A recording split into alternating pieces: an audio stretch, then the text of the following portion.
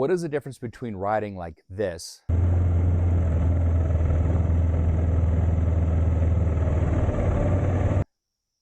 and this?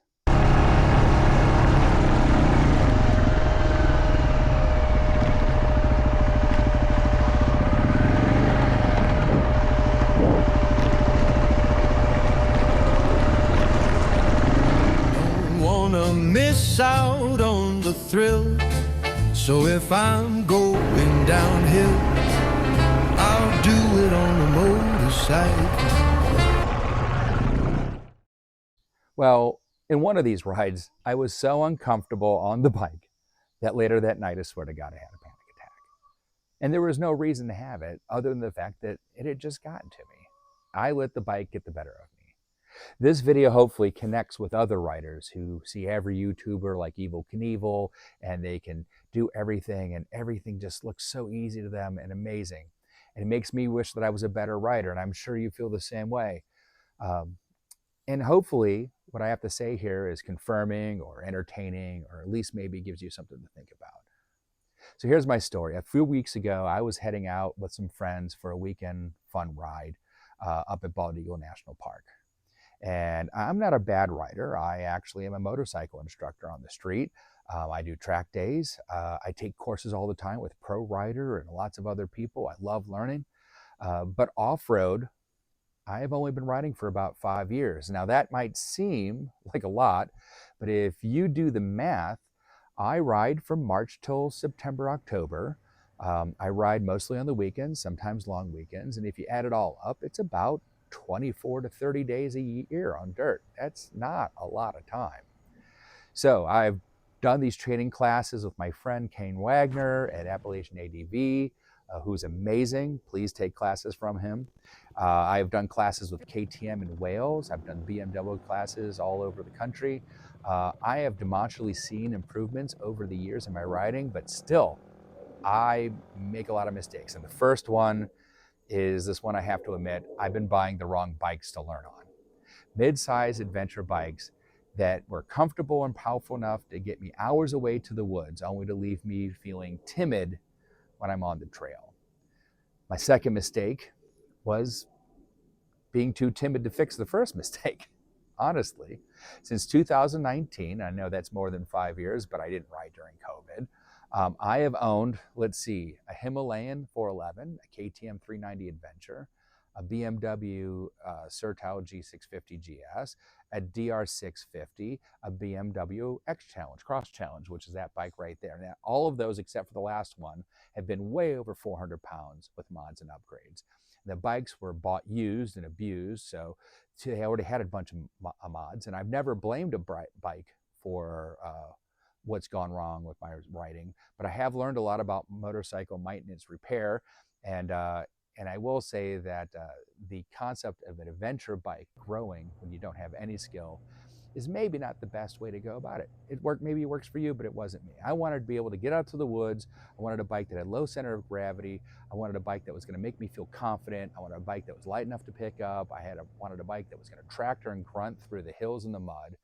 And when you hear the things that I'm saying, you might even hear right now that I'm looking for a bike to cover my lack of confidence.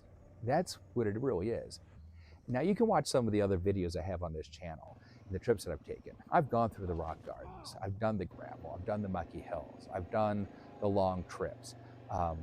What isn't on the videos though are the days that I felt that I couldn't do any of those things, and the rides that I only completed because I was white knuckling the whole thing while I was in a group, and I felt I was able to use the peer pressure to force me to keep going through, or I was so lost that the group was the only place that knew what was happening.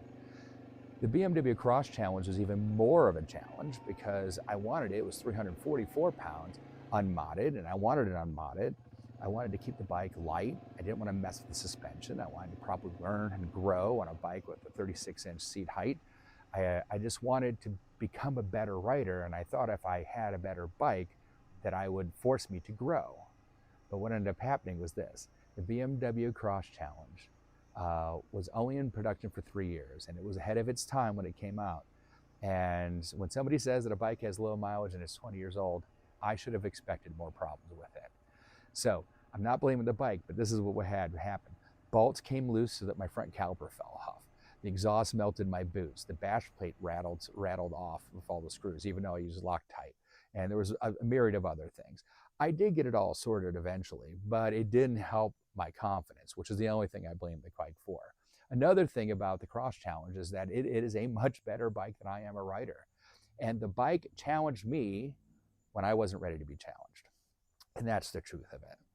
So I took it into the woods the first time on light trails. I was rocking it. I was going over the ruts and puddles and so on, rolling over them like crazy, much better ride than I ever got on the DR650. But when I hit big gravel turns, the bike slipped out and fell. I didn't feel bad about it, but after a while, I got exhausted. I then replaced these 10-year-old tires I found out that I had, and I figured that would be it. I'll now have the traction. We went on another ride. I want to hit deep gravel, golf ball sized gravel on these tight hairpin turns, and I kept slipping out every time I did that. The next trip, I was starting to feel a little gun shy. The bike had gremlins for sure, but I knew the problem was me, not the bike.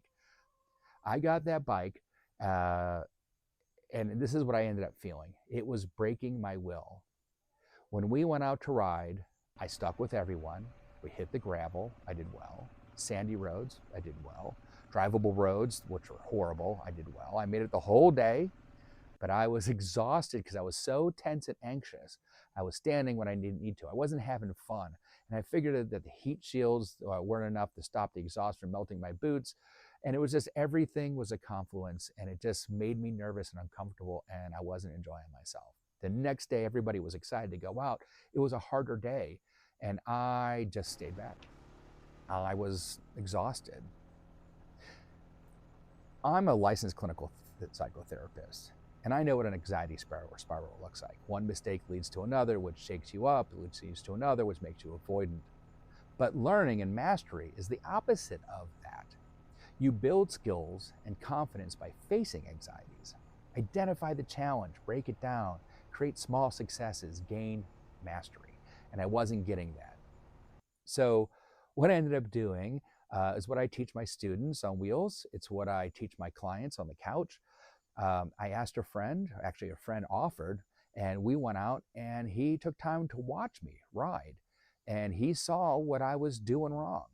I was sitting too far back on the bike, which means that not only did every wheel slip exaggerate my feeling on the bike, but I was actually not in a place that made it comfortable for me to be able to turn the bike and do anything with the bike. The bike danced around on sand and gravel, freaked me out. And what would I do? I tried to put more weight on the back of the bike, to put weight on the wheel to keep it from bouncing. And all that did was freak me out even more. I was doing everything counterintuitive to the bike. So, learning is not practicing. It is practicing meaningfully. Otherwise, you're not practicing to make perfect, but you're practicing to cement in mistakes. And that's what was happening, and I'm glad that I left because my confidence was shaken and I wasn't doing it right. The takeaway for this video is that I may or may not get another bike. I'm probably going to get a KLX 300, a bike that's lighter, more manageable to learn on. I don't want to spend that money, but I certainly want to practice more. And since moving my seating position into that spot that my friend had told me, the dancing rear wheel has become significantly less stressful. And in fact, if you watch this video, gravel is less scary than I had ever seen before. This empty lot here, I was deathly afraid of everything, and now I can just attack it. Progress, not perfection. So if you want to go and ride, go out and ride. It's not the bike's fault, but it's also not helping you if you choose the wrong bike. If you want to go out and ride and you're practicing and it's still not helping, it might be that you're practicing the bad habits, and go find somebody else. Don't have just one teacher. If anything I said today hit home, goes to your experience, fantastic. If anything I said today has you compelled to writing in the comments, listen, all you needed to do with this, all you have to do is just do that. If you'd only done this, or why wouldn't you do that? Please tell me. I do not profess to be the world's greatest motorcyclist. Just because you're a teacher doesn't mean you're a master. It just means that you have a curriculum. I am a very good teacher. That doesn't mean that I'm a great motorcyclist. I'm a good motorcyclist on the road. I'm an okay motorcyclist on the track, and I am a mediocre motorcyclist off road. So I want to hear what you guys think. Have you guys had experiences like this? Has anything here helped you? If it has, please do that like at the bottom. I am not a great YouTuber, but I would love if you guys keep coming back and help me build this hobby. Every day, my beard's gone gray. Don't wanna miss out on the thrill. So if I'm going downhill, I'll do it on a motorcycle.